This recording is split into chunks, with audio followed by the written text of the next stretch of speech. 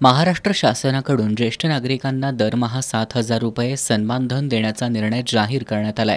मात्र त्याची अद्यापही अंमलबजावणी झालेली नाही. या निर्णयाची अंमलबजावणी व्हावी यासाठी आज अर्थक्रांती जीवनगौरव अभियान आणि महालक्ष्मी ज्येष्ठ नागरिक जागृती मंच यांच्या वतीनं महालक्ष्मीच्या दारी सन्मानवारीचं आयोजन करण्यात आलं होतं. सकाळी 11:30 वाजता गांधी मैदान इथून या वारीला सुरुवात झाली.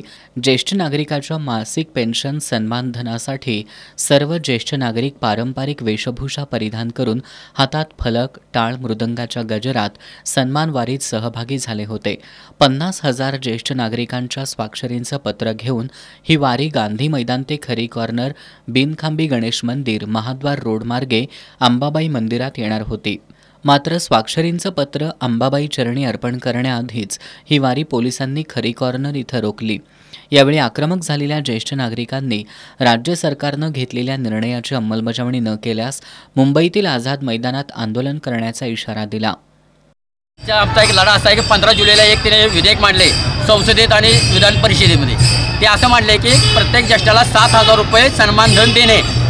2 नंबरला त्यांनी सांगितलं की 5 लाखाच्या आतील शासकीय निमशासकीय सेवेतून 5 लाखाच्या आरोग्य सेवा पूर्णपणे मोफत मिळतील.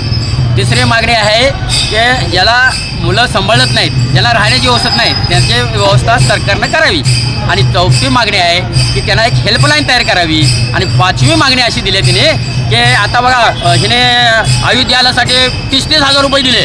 मग आमची मागणी आहे फक्त 15,000 रुपये तीर्थक्षेत्रातील वर्षांनी एकदा द्यावेत. ह्या मागणी जर हा ज्येष्ठासाठी 65 वर्षानंतर ही आमची मागणी आहे. तर आणि हा कायदाही आहे आणि सरकारनं आम्हाला देणंही गरजेचं आहे. जर इथून पुढं आम्ही प्रत्येक जिल्ह्यात नांदेडला झालं, पंढरपूरला झालं, ही आमची ठिणगी आहे.